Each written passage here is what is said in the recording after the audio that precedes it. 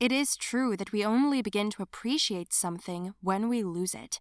Do you ever have a home that turns off the light or water, and it seems to be a trifle, but it is terribly inconvenient to do some things? Now imagine that your body, which has been working properly for many years, has failed, and now some mechanism is not working. For example, you broke your arm, injured your knee, or went blind. Do you want to know how this happened to me and how I live? Then listen to my story further. Hey, Mary, let me help you. Oh, Jerry, hi. It's so good that we live next door to each other. You are my constant free companion. Come on, it's just fun for me to hold your stick. It's so light, but it's strong. I imagine that this is my sword and I am a knight. You don't have enough squares on your stomach for chivalry. Hey, even though I'm thin, very thin, I still have the advantage of my brains. I'd argue about that too. In the math test, you cheated off me. It was only once and you still remember? Hi, honey, how are you? I'm fine. How's your head? Does it hurt? No, Mom, it doesn't hurt. Hey, honey, is everything okay? Mom, stop it! Stop what? Honey, is something wrong? What happened? That's what happened. This is what happened, Mom. I'm fucking blind. This is the kind of dialogue my mother and I have almost every day. It used to be different. I was born a sighted child, but to be honest, I wasn't a very good person. When we lived in another city, at my school, I liked most of all to mock other girls, those whom I considered weaker than myself, or uglier. When I was studying in this other city, a girl named Alice came to study with us. She didn't do anything wrong. She was quiet, sweet, and that's probably what made me mad the most. In general, she had one leg shorter than the other. This is from birth. And I reproached her with it, constantly, all the time. I managed to make her life a living hell. What's the matter with you? What have I done to you? What do you need? Nothing, maybe. I just love that you're suffering, just because you're nothing. But I didn't do anything to you. It's enough that you just exist, Alice. But that's not fair. Honestly? Interesting. Honesty is the truth. And the truth is, Alice, I'm your nightmare.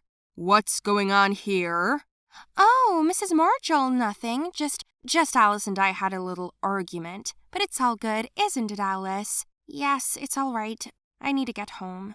I was walking home that night. Everything was fine. Then suddenly, someone came up from behind. They grabbed me and covered my head with a hood. After a couple of seconds, I felt a terrible pain in my eyes. A liquid was poured on my face. Only then I realized that it was alcohol, and I have a terrible allergy to it. So, before help arrived, it was too late. The alcohol got on the retina and corroded it. I knew who they were and why they did it.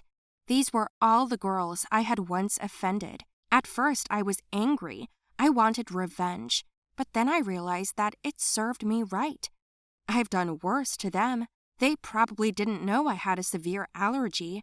They just wanted to scare me. But it ended the way it ended. The result is that I lost my sight. This did not happen immediately, but gradually. I was released from the hospital an hour later, and my boyfriend, Steve, picked me up the next day. He said he would wait outside. I went out to see him, and I noticed that the picture was blurry. My eyes were burning, but I thought it was nothing serious. Hey, never mind. I'm wearing glasses today. My eyes hurt. Well, let's go. Mary, why did you get in the police car? Oh, shit. I'm sorry, officer. I just... Is everything all right? Need some help? Oh, no, thank you. I'll go. Everything is fine? Yes, my eyes hurt today. Maybe a doctor? Oh, no, I know what the reason is, and I'll deal with it now. The couple got in the car and drove to school. There, Mary somehow saw the crowd of girls, went up to them and spoke to Alice. I know it was you yesterday. What are you talking about? You threw the alcohol in my face, didn't you? I was home after school yesterday. What are you talking about? You'll pay for this. It was me. Margaret? What the... For what? So that you will learn once and for all that it is low to offend those whom you consider weaker. You'll think from now on. Margaret is a distant relative of mine. She has always disliked me, just as I disliked her. Once, because of me, she broke her arm. I pushed her and she fell right on a rock. I don't know why I did it. We argued about a purse. We had the same one, and I wanted it to be just me. I got angry and pushed her. Anyway, we haven't spoken since. My vision was only getting worse, and I moved to another city with my family, where there was a good eye clinic. I told my parents that I spilled it on myself, by accident. After a couple of days, my vision disappeared by almost 70%. But the good news was that I could save it. To do this, I was assigned the date of an operation, which I could only have at 15 years old. That's what the doctor said. In general, the day before the operation, I was very anxious. Jerry and I, my classmate, became friends, and he helped me all this time, saw me off, and went with me constantly. And then I suddenly realized that I had to do something. Are you sure? I have to do this. I want this. All right. Mary and Jerry went to the old school and found Alice there. At first, she avoided her, but then Mary called out to her. Alice, I'm sorry. Alice stopped and looked at her, then slowly walked over. What did you say? I'm sorry. I deserve all this. I think I was blind before all this. I don't want to start a new life knowing that I've caused so much pain. It was a long conversation. I begged and begged her to forgive me, and Jerry helped me. In the end, we both burst into tears. The other girls saw it, and I apologized to them, too, before I went home. I had the operation, and it was successful. My vision is gradually recovering, but the main thing is that my conscience is now clear. I want to appeal to you, friends. Don't be as blinded as I was. As it turned out, sometimes you don't need your eyes to see your bad actions. Tell me, did you guys like my story? Write your opinion about it in the comments below the video. Do not forget to put likes, share the video with your friends, and subscribe to the channel. Hello, everyone. My name is Brianna.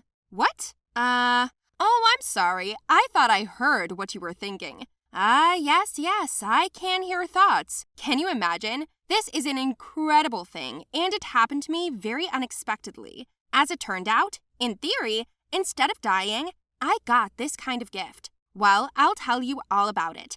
In the meantime, guys, like the video, immediately subscribe to the channel, and write your opinion under the video. I will be interested in reading them. Let's get started. This happened last year, when I was returning home with my little brother Tommy after a walk in the park. I promised him I'd give him a ride on the roller coaster just so he wouldn't shoot me at my parents. Small witnessed how a guy came to me late one night and I pretended to go to bed and I walked with him. So he gave me a condition. Either I take him to the park or he tells my parents everything. Well, in general, I began to save money for his slides. Although, to be honest, we had a fun day. I probably haven't been alone with him for a long time. He usually pisses me off with what he puts up with, but that day was different, and Tommy and I talked a lot. I didn't think we'd have anything to talk about before, but it turned out that there was plenty. I even got to know my brother better. After the walk, tired and satisfied, we decided to go eat. Tommy was hungry, and we ate burgers on the way. When we were 3 houses away from the house, a dog we didn't know came running out from behind the bushes. It was huge. I shielded my brother, who immediately threw our food to the dog. The dog attacked the burgers, and while she was eating them, we quickly stepped forward. A moment later, I heard the dog running toward us, foaming at the mouth. She wanted to bite Tommy, but I blocked him. Suddenly, I felt a sharp pain in my leg. The dog bit into my leg right on the hip. I screamed so loud that all the neighbors and even my mother ran out. Seeing the picture threw everyone into shock. My mother immediately rushed to us. She threw a slipper at the dog, but she did not let go. I was screaming in pain, and my brother was shaking all over, but I kept protecting him. Suddenly, a neighbor ran out with a shovel and hit the dog, so he ran away somewhere. Whose dog it was, we still don't know. I was bleeding. The dog had bitten through an important artery, and I was losing blood fast. It's good that the neighbors called an ambulance, which quickly took me away. An urgent transfusion was required. I passed out, and when I came to, it turned out that I had a transfusion. Only one nurse came to see me often. At first, I didn't understand why she was so nervous at the sight of me, and then I accidentally heard that she had transfused me with the wrong blood type. Against the background of unfamiliar antigens, I became ill the very next day. I had a fever and couldn't get up. It was so bad. I couldn't even tell my mom because I couldn't open my mouth. I cursed the nurse in my head. She, by the way, ran away from work, somewhere unknown, just like that dog. Surprisingly, on the third day, I became much better. I even remember how a boy flew into my room. He brought me my favorite French fries and iced tea. I knew how much he also adored potatoes, and the fact that he brought them safely only for me, I was very pleased. Tommy was sorry it had happened, but I wasn't. How could I have done anything else? He's my little brother. Tommy leaned into me and rested his head on my stomach. A few minutes later, I heard his faint sobs. "I could have lost you. You almost died because of me," he said. "Don't ever say that again, Tommy. I wouldn't die for you," I told him, and he slowly raised his head and stared at me with round eyes. "I didn't say anything," he said to me timidly. "I was just thinking about it." At that moment, a slight chill passed over my skin, and I suddenly began to panic a little, just like Tommy himself. He looked at me as if I were an alien, and I put it all down to an accident, saying that I just blurted it out at random. He pretended to calm down, but the feeling of unease remained. When Tommy went home, I was still thinking about the situation. Confident that I wasn't crazy because I could clearly hear these sentences in his voice, I decided to test the theory and went down to the cafeteria. There were a lot of people there, and everyone was busy either eating or thinking, just what I needed. I helped myself to tea and lunch and sat down at the furthest table.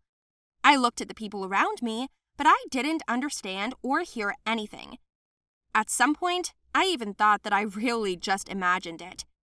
I finished my meal and went back to the room. Just then, my doctor came. He told me that my condition had improved dramatically, and this is extremely rare. We chatted, and the doctor started to leave. Finally, he suddenly said that I was very beautiful. I was embarrassed. Doc himself was a young guy, and he was very good-looking. At that moment, I was sure he hadn't said it out loud. I suddenly wanted to ask again, but I didn't. I decided to give myself time to sort myself out a bit. As a result, I arrived home a few days later. My life was back on track, but my abilities were also back on track. A couple of days after I was discharged, I heard my mother talking to someone on the phone.